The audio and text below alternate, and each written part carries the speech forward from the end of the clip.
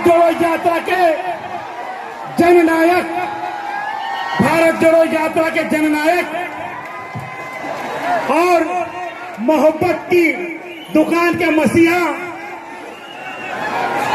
परम श्रद्धेय माननीय राहुल जी आपका अभिवादन कर रहे हैं। आपका अभिवादन करते हुए भारत जोड़ो यात्रा के जनक,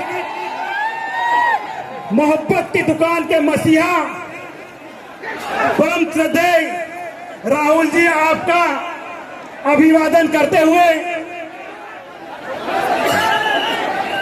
राहुल गांधी, राहुल गांधी, दोनों हाथ ऊंचे करके आप राहुल जी के सम्मान में उद्घोष करें, राहुल गांधी, राहुल गांधी। आज की आंधी, आज की आंधी, आज की आंधी। अब मैं आमंत्रित करता हूं सम्मान के लिए हमारे बड़वानी जिले के कांग्रेस पार्टी के परिवार के मुखिया, जिला अध्यक्ष सम्मानित वीरेंद्र जी दरबार, भाई बाला बच्चन जी, सतीन जोशी जी,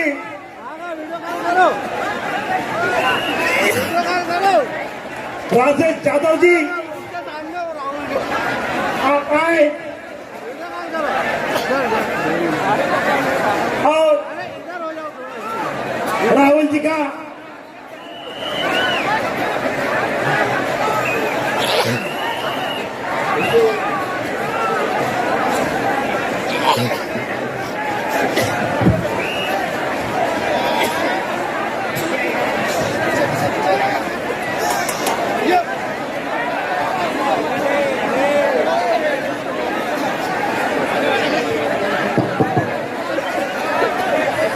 हेलो साथियों,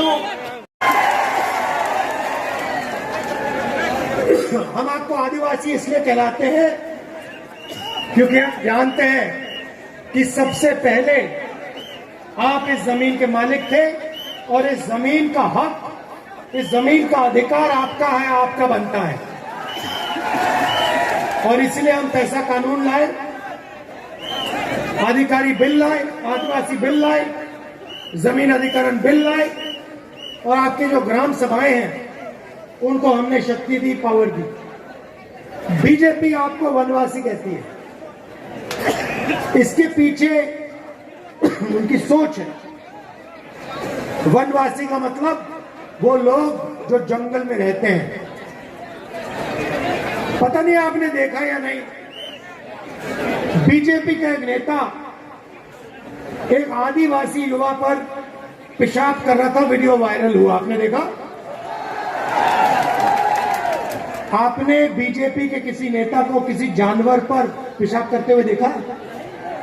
नहीं देखा।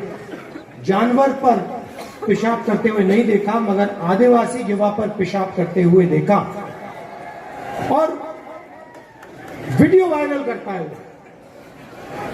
इतने बेशर्म है। इनकी सोच उस वीडियो में है। वो आपको वनवासी इसलिए कहते हैं क्योंकि वो चाहते हैं कि आप जंगल में रहो, जानवर जैसे जंगल में रहो। आप देख रहे हो आस्ते आस्ते जंगल कम होता जा रहा है। जंगल कम हो रहा है या ज्यादा? कम हो रहा है। जहां भी देखो जंगल कम होता जा रहा है। 15 साल में आपसे कहेंगे देखिए जंगल तो खत्म हो गया, आप वनवासी हो, जंगल खत्म हो गया, आपकी तो जगह ही नहीं रही, अब आप जाओ शहरों में भीख मांगो। ये उनकी सोच है। और हम कहते हैं कि आदिवासियों का कोई भी बेटा हो, बेटी हो, बड़ा सा बड़ा सपना हो उसका, इंजीनियर बनना चाहे, पायलट बनना चाहे, डॉक्टर बनना चाहे, लॉयर बनना चाहे, कुछ भी, उद्योगपति बनना चाहिए, उसकी पूरी मदद होनी चाहिए और उसका सपना पूरा होना चाहिए। यह कांग्रेस पार्टी कहती है।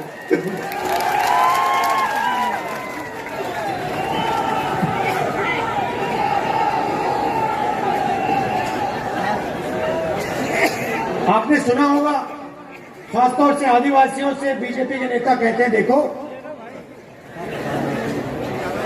हिंदी पढ़ो, अंग्रेजी मत पढ़ना। अंग्रेजी नहीं पढ़नी चाहिए, हिंदुस्तान में अंग्रेजी नहीं फैलनी चाहिए। इसके पीछे इनकी सोच है, ये चाहते हैं कि इनके बेटे इनकी बेटियां अंग्रेजी पढ़ें और आदिवासी जो हैं उनके बच्चे अंग्रेजी ना पढ़ें। अब मैं ये नहीं कह रहा हूं कि हिंदी मत पढ़ो, हिंदी पढ़नी है, मगर हिंदी के साथ अंग्रेजी भी जरूरी है। क्यों? क्योंकि अगर आपको मध्य प्रदेश में काम करना है, मध्य प्रदेश में बात करनी है किसी से, उत्तर प्रदेश में आप जाना चाहते हो, उत्तर प्रदेश में बात करनी है किसी से, तो हिंदी चलेगी।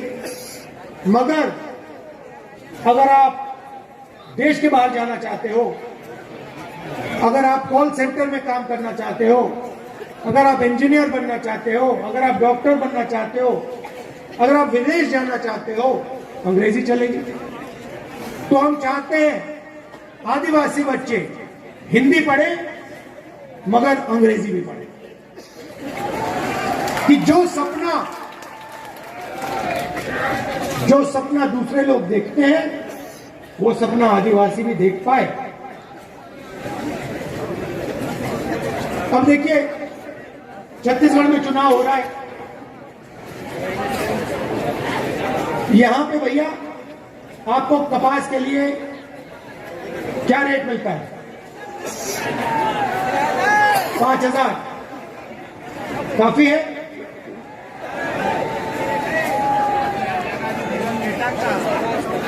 ये और देखिए, उदाहरण देता हूं आपको। छत्तीसगढ़ में हमने जाके वायदा किया कि कर्जा माफ होगा और धान के लिए 2,500 रुपए प्रति क्विंटल मिलेगा। छत्तीसगढ़ में हमने किया और हमने ये वायदा किया और पूरा कर दिया उसको जाके। 10 दिन पहले, मैं आपको बहुत अच्छी कहानी बताता हूं। 10 दिन पहले छत्तीसगढ़ में मेरा दौरा था। 15 दिन पहले किसानों से बातचीत हुई। मैंने किसान से पूछा, भैया बताओ आपके खेत का दाम क्या है, मतलब खेत कितने का है? मुझे कहता है, राहुल जी मुझे दाम नहीं मालूम। मैंने कहा, भाई तुम्हें दाम कैसे नहीं मालूम, तुम्हारा खेत है। मुझे जवाब देता है, राहुल जी जब से छत्तीसगढ़ की सरकार ने हमें 2,500 रुपए प्रति क्विंटल धान के लिए दिया है, तब से यहां पे कोई किसान अपना खेत नहीं बेचना चाहता। मैं नहीं जानना चाहता कितने का है, क्योंकि मैं इसको कभी बेचूंगा ही नहीं, मेरा तो पैसा बन रहा है।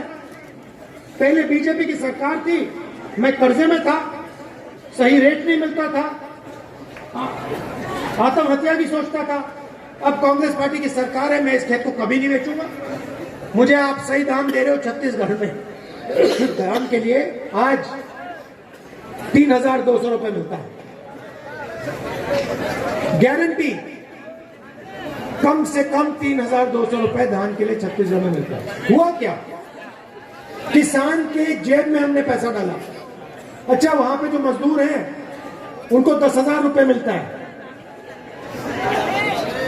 वहां पे जो आदिवासी है तेंदू पत्ता के लिए उनको 6,000 रुपए मिलता है एक बोरी के लिए, और 4,000 रुपए बोनस मिलता है हर साल। तो जो हमने किसानों के लिए छत्तीसगढ़ में किया, वही हम मध्य प्रदेश में करना चाहते हैं। क्यों? अगर किसान और मजदूर के जेब में पैसा है तो वो गांव में, कस्बों में उस पैसे को खर्च करेगा और छोटे दुकानदारों के पास जाकर छोटे दुकानदारों से चीज खरीदेगा। तो क्या होगा? अगर किसान के जेब में पैसा जाएगा, मजदूर के जेब में पैसा जाएगा, तो छोटे दुकानदार के पास भी पैसा जाएगा और पूरी की पूरी अर्थव्यवस्था चालू हो जाएगी। यह छत्तीसगढ़ में हुआ। और प्रदेश बदल गया। भाइयों और बहनों, छत्तीसगढ़ में जो किसान हैं आत्महत्या नहीं करते हैं। मध्य प्रदेश में 18,000 किसानों ने आत्महत्या की है। 18,000। जब से कांग्रेस पार्टी की सरकार आई है, किसान आत्महत्या नहीं कर रहे हैं। यह जरूर है कि बड़े बड़े उद्योगपति इतने खुश नहीं है, वो थोड़े टेंशन में है।